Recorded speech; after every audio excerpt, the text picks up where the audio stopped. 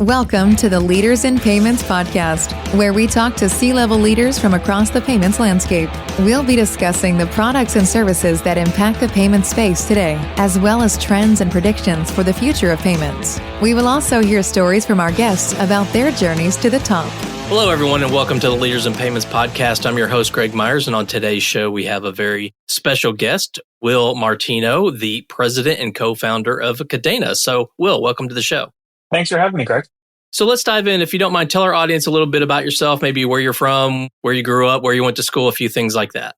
Sure. Will Martino, co-founder president of Kadena. We started about 10 years ago. My co-founder and I met at JP Morgan's blockchain lab. Before that, went to school in Connecticut, then went to college at Yale, was doing mathematics and economics there with kind of a weird interest in researching fractal geometry for a bit and wrote a bunch of papers in that.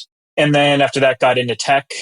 Ended up at JP Morgan back when they were starting to do their first kind of experiments with blockchain and built their first blockchain payment system called Juno. This is JP Morgan Coin version 0.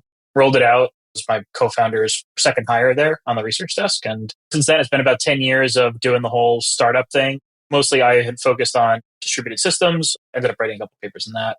Outside of that, where I live now, I'm actually out in Sweden. My wife's at Spotify. She's one of the architects there. So we moved out here few years ago, and I'm working remote.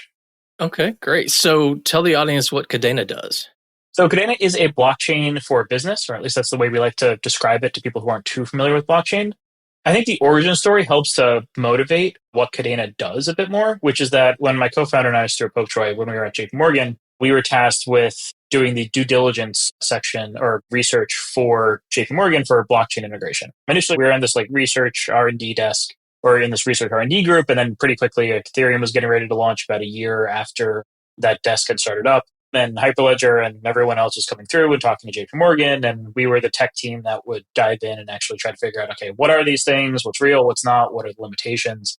And pretty quickly, we figured out, well, two things. One is the best way to learn about a protocol or a technology is to go and build one yourself, because that's how you really learn about it. But also that based on our experience working in finance, Stuart has a lot more experience working in finance. He's about 15 years my senior at this point. He did some equity trading algorithms for JP Morgan before actually getting on this research desk.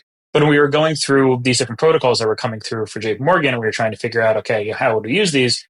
We ended up just getting a host of questions that we knew needed to get answered for long-term industrial adoption. And it wasn't too many. It was a lot around the security of the protocol, around the security of the smart contract language, about interop with other systems. How do you bridge data in, out? How do you secure it? How do you do really good authentication roles, that type of thing actually inside the system? How do you formally verify that these contracts, which are basically living bug bounties, are provably safe? So things like that. And we decided to leave and build a system that we knew would have the parts needed for long-term industrial adoption. Our view of it was, this is back in 2015 at this point, our view of it was that by 2030, crypto is going to be adopted. Based on that assumption, okay, what parts are we going to need? What systems are we going to need? What features are we going to need to help to make that a reality? So we're designed around business, but business doesn't have to be just institutional, just big finance. It can also be DeFi. There's a lot of different parts to what Kadena does, but the main one is that we figured out how to horizontally scale a traditional proof of work consensus. So very similar to how in Web 2, you would be able to throw more servers at a Hadoop cluster. Should people heard these words? We haven't heard this stuff for 5 or 10 years, but this used to be a big thing of horizontal scaling, Hadoop, all of that stuff, where you can just throw more servers at it and you can get more scale. We figured out how to do that with blockchain, where you can have, right now we have 20 chains that are all in a single network that all are braided together using proof of work. Soon, I believe by the end of the year, we're planning on actually upgrading it to 40 chains and adding 20 new chains that are running the Ethereum virtual machine. The original 20 run our smart contract language pact that is designed for really robust institutional usage. I think that's the main differentiator, is that we're actually just a traditional proof of work with block times that are sub-second. I think they're second and a half now, and they'll be about 0.75 once the expansion goes out. And the other big thing is that it fixes the efficiency issues that people have talked about blockchains being plagued with for a long time, which is that, you're using all of this energy for securing Bitcoin. It's just a waste of energy. I could gripe with that and disagree. Just like the amount of energy that gets used by Bitcoin is less than that giant sphere in Vegas. Right. It's a bit different, and there's a bunch of other points on it. But the main thing for us is that we can scale up how much throughput, because every chain that we add adds more throughput. So right now we're running 20. When we go to 40, we'll double our throughput, but the energy usage stays the same because the 95% to 99% of the energy for a proof of work consensus protocol, so a blockchain, is used for the security aspect of the mining. But the mining, we figured out how to expand the amount of throughput while keeping the mining resources the same.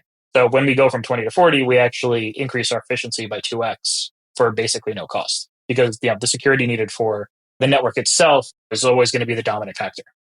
Who are your typical customers? They're all over the place. For people who aren't familiar with blockchain and crypto, there is the more decentralized finance side. So right now, you had initially your Bitcoin, and then you had Ethereum, which is programmable money, as opposed to Bitcoin, which is just kind of decentralized money. And then the problem is that you've been hitting scaling capacity issues with the Ethereum approach. And then there have been a bunch of other layer one chains. We're a layer one chain, but Solana is probably the main winner from the last 6 years. About 5-6 years ago, a bunch of new ones launched. They're probably the main winner, and they have a higher throughput of around 10,000 transactions a second that they can consistently do under real-world loads. Up from Ethereum, I think it was 15 transactions a second. So from the DeFi side, we have people who are interested in using us because we have this horizontally scalable architecture. So, as more people start to use the platform, the only thing standing between us and having more chains running on the network, so having more throughput, is literally just adoption. Because the miners want more adoption because that means that the coin is more valuable and their investment is more valuable. Users want more throughput because if there's more adoption, then throughput can get maxed out. So instead, we would increase the network size. And then we, of course, just want more adoption. So everyone is in favor of having more throughput as needed. People who are interested in having the low gas fees, or projects that are interested in having the low gas fees of kind of a layer 2 or more centralized thing that has more throughput, but on a layer 1 that is actually properly decentralized. So from the DeFi side, it's mostly about, okay, you actually have proof of work security, but you have the throughput that we need, and it can expand even if you get widespread, massive global adoption long term. And then from the institutional side, it's people that have run into the issues that you run into with using Ethereum's approach to smart contracts, which is just that it's really hard to write safe smart contracts. We've written some ourselves. We've had to run them through bounty projects and had them go get penetration tested and things like that, and even audited. And then even then, it's very hard for people, even for us, to be really sure that the Ethereum contracts we write are going to be secure. There are some big Ethereum projects that have managed to do this, but the amount of effort needed for having anything more complicated than a simple token is a lot. So when we talk to institutions, there's been a big shift recently. This is really in the last, I would say, year and a half, but even more so now that the Trump administration has changed the SEC's approach to crypto, in that large financial institutions, until about 2 years ago, wanted to have private blockchains. So these would be kind of locally hosted blockchain databases that would run behind firewalls. And that was largely for security concerns, but also just it's easier to be cautious with a private blockchain. And recently, and this is again in the last year or two, really ever since BlackRock rolled out their public chain protocol and actually got it through the SEC, large institutions have been very interested in actually working on public blockchains, which has been fantastic. And that's really always been one of the gating factors to big industrial adoption. So when we go and we talk to institutions, they like a lot that we're proof of work. We're talking to, I can't say names, of course, but we're talking to institutions all over the place, banks, funds, payment rails, that type of thing. A lot of them are now very interested in a public blockchain, and they really like the idea of having a more traditional, secure proof of work blockchain that they don't have to worry about the scalability and the throughput issues that they would have if they had gone with one of the previous generations of systems. Is there a specific use case that you could mention maybe in the payments or fintech space? I think in the past people have talked about cross-border payments, but maybe there's something other than that you could talk about. So cross-border payments has always been one of the big ones for crypto, and that's one of the ones that Bitcoin first got its real legs with. I remember when I got married, I think it was 8 years ago now. My anniversary is coming up, so I should be really certain on this number. I think it was about 8 years ago, and we actually ended up, instead of using a wire for doing the cross-border, because we got married in Mexico, instead of using a wire, we ended up just using Bitcoin just because it was so much easier than getting the SWIFT codes to match up between my bank and their bank. We give up, we'll just use Bitcoin, it'll be fine. And it took 1/10 the time and it had all the security. So cross-border has always been a thing, but you see it more in places like Turkey, South America, that type of thing, where the local currency is a bit of an issue. And also, getting payments in and out can be a bit of an issue. I think that the main thing that we're focusing on right now is our real world asset program, which is tokenization of funds, everything from tokenization of funds to trying to tokenize real estate, things like that have always been in the conversation when it comes to blockchain and when it comes to crypto, but now are finally really picking up steam. Again, like BlackRock leading the way helped massively in this, where all the other institutions could look at it and say, okay, well, they did it. So actually, I think it's time for us to actually go get involved with this. But also just getting access to the sort of trapped liquidity or the trapped capital that's on these chains, where people would actually like to diversify. People who are running or have large Ethereum wallets, some of them would like to be able to diversify a bit. And if you can go and actually approach them on the Ethereum network, like BlackRock did, you can see some pretty large returns. Outside of that, there's just a big element of process automation efficiency gains that you get from just having a blockchain-based infrastructure. Those are more longer term things. I see that being more of like a 2030 thing where people are finally like, okay, like this is the next gen version of a database. We don't have to worry about all of these issues that we've had before. The robustness is always there. It comes distributed by default. You have really clear ways of doing authorization, of tracking how data has been flowing, things like that. Okay. Do you see a challenge in sort of the big financial institutions and companies that have these legacy technology platforms? Is that something that's easy to overcome, hard to overcome? Do you find more startups who kind of have this different mentality are a better fit, or kind of what's your view on that? It's hard.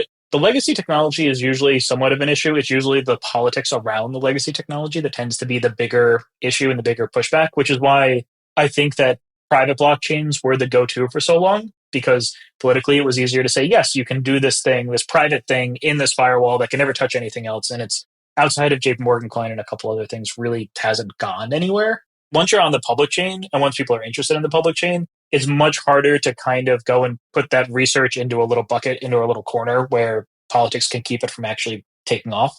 So I would say it's more political. Yeah, the legacy tech is a problem, but it's not a huge problem. And a lot of this is just process documentation and actually figuring out what's going into it. Previous jobs, I have run into very old mainframes where no one actually knew how the logic worked, but it ran core backbone parts of payment rails. And I once had a very senior executive at a company ask if we could wrap it in AI so that the AI could learn how the black box that was the mainframe functioned. That was written in COBOL, and they had one COBOL programmer in the company at this point, and she was getting ready to retire. And we're just like, guys, that's not how AI works. It'll get like 80% of it right, and then 20% of it won't be right, and we're not going to be able to tell which is which until everything blows up. Yeah, the legacy is a bit of an issue, but it's more just once there is the interest, once there's the profit motive, the case studies of, okay, if we actually build out these technologies, like do our payment systems see a both either return on investment, but also just cheaper cost of running the infrastructure long term. Like once those case studies are in, which I believe that they are now that some of the institutions are really getting into public blockchains, they're starting to see what the benefits are, especially having open decentralized infrastructure that you just deploy directly to, and you don't have to maintain. It just runs globally because other people are running it. Now that that's happened, the pushback that we've seen before has been pretty much more addressed. And then again, you add the change in the administration. And as I've been saying internally and also on some other podcasts, is not really a question of if crypto is going to be adopted, because for a long time we've all been hearing, oh, it's coming, oh, it's still early. Yeah, but when is it going to be? It's like, okay, it's actually now. Like it's already getting some serious adoption. And with the change in the SEC's approach to how it thinks about crypto and how it regulates crypto, by the time that the SEC could see another sea change from an administrative perspective, it's going to be adopted. And then at that point, the bell can't be unrung and crypto will just be here to stay. So the projection that my co-founder and I had of by 2030, this thing will be for real adopted. It looks very positive on that front, because up until now, it's been a little bit iffy. There's been some use cases. There haven't been other ones. It's still been a little bit sketchy. Everyone hears about all the big hacks and the big failures, but there has been some real, actual global adoption of the technology. And at this point, it's just ramping up and up and up. Yeah, it just on a small scale, in my podcast a couple years ago, a lot of conversation around crypto and blockchain. Then it kind of went away for a while, and now it's back in full force. I get pitched 2 or 3 times a day with people that have some crypto related to payments kind of solution that they want to get on the show. So definitely seeing that kind of wave come back. So beyond sort of the new administration, what other trends do you see in the industry that either positively or negatively affect your business? For a long time, there's been a push for this thing called Layer 2. Layer 1 blockchains like Kadena and like Solana and Ethereum and Bitcoin, they're the base layer infrastructure that everything kind of settles to longer term and are holding the value. And then there are these things called layer twos, which are more like a centralized, you can almost think of them like an AWS that kind of attaches to the base layer currency or currencies. And for the last several years, there's been a big push to layer twos, believing that, okay, you couldn't actually take liquidity and TVL, locked up value. You couldn't really take it out of Ethereum. But Solana has kind of disproven that, and that, yes, like a sufficiently well-designed layer one actually can capture value from one chain and bring it over to its other. The movement to layer two protocols is starting to recede, which is helpful to us because we've always been of the opinion that we don't need a layer two. We need a layer one that actually can scale. And that's what we went out and built. But it's easier to roll out a centralized layer two than it is to roll out a properly scaled layer one and get the adoption that it needs. So the market has been very helpful to us in that respect. The movement towards like layer one, especially like with financial institutions becoming much more interested in public blockchains, they tend to be much more interested in proof of work chains than proof of stake chains. And this is just because of a centralization of capital and authority. The way the proof of stake works is that the people who have the biggest wallets are the ones that have the most votes. And it gives you some efficiency gains, but at the cost of, okay, you have kind of these unknown entities that have majority votes all the time on the network and what it's going to be doing. Whereas a proof of work chain is a much more decentralized and much more secure approach to the system. I think the market has shifted in that respect as well, with people being much more interested in actually having a proof of work chain at the bottom. That's been great for us because we've always been sitting there, because that's always been our belief of you shouldn't need a layer two if you layer one can scale. Okay. Let's switch gears a little bit and talk about you. So maybe walk us through your professional journey. You've talked a little bit about it, but maybe kind of walk us through professional journey and then how you started the company and why.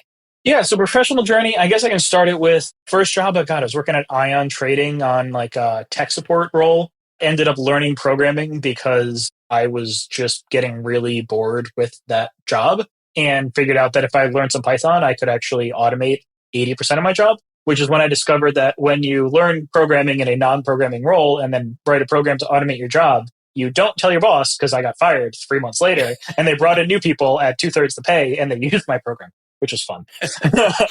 So anytime I've taught non-programmers how to program since, I've given them this warning of like, yeah, when you actually learn, don't do that. Like learn, but then like don't make a big show of it. This is going to be a secret advantage type of thing.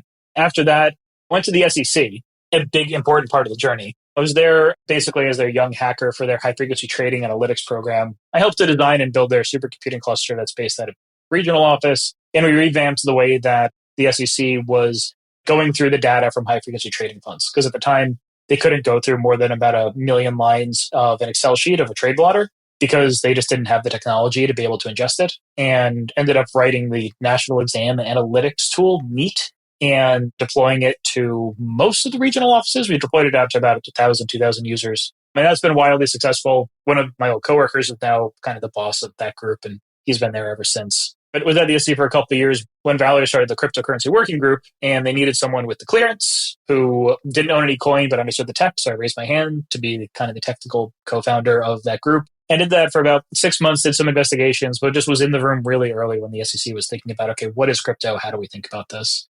Working in the government is, especially when I was 24, 25 at the time, is a bit stifling. So ended up leaving and went to hacker school for a bit, but that was mostly like a writer's retreat for programmers for a few months just to learn this weird programming language called Haskell that I've been using ever since. And then ended up at JP Morgan on this research desk. One of my friends from college, he was actually the first hire on this research desk. So after he came in, he was like, oh, like, let me introduce you to my boss. Like, we're actually looking for people to work in the Brooklyn office. I was living in Brooklyn at the time. And so it was, a 15-minute commute for me, which I was over the moon with, because I've been optimizing my commute to minimize it for as long as I can remember. Ever since my first commute was, an hour and a half by train and bus. Then after that, we were at JP Morgan for a few years and built the first version of JP Morgan coin called Juno and deployed it out. It was in DevNet and it was running a payments rail between London, New York, and I think Tokyo at the time. And then about a year after that, my co-founder and I were talking, and I'm like, hey, I think we got something here. Because we had open sourced all of that technology. It was part of when JP Morgan was working with the Hyperledger Foundation, they had open sourced a bunch of tech. So I was talking to my co-founder, I was like, I think we should actually leave and found our own company around this stuff. We're well connected in this. We have a lot of experience. We have some ideas for things that we knew we wouldn't be able to do elsewhere, or we wouldn't be able to do without just leaving. After that, we left and spent about a year heads down, just building out the tech. And then went to the first Stanford blockchain conference and presented it there, and then did fundraising rounds. And it's been 10 years since. About 5 years after we founded, we launched the public chain. We didn't start as a public blockchain. We actually started as a private enterprise blockchain because we had more belief in that approach. But after a couple of years, it became very obvious that it was much easier to raise money, but also it was much more dynamic and much easier to accelerate and innovate if we embrace the public blockchain side. And that's around when we figured out how to scale proof of work and went and raised around it and rolled it out. Now we're about, I think, 75 people globally, mostly based out of the US, but somewhere in Europe. From a personal perspective, what are you passionate about? So maybe a couple examples of what you're passionate about from work perspective and a couple from maybe your personal life.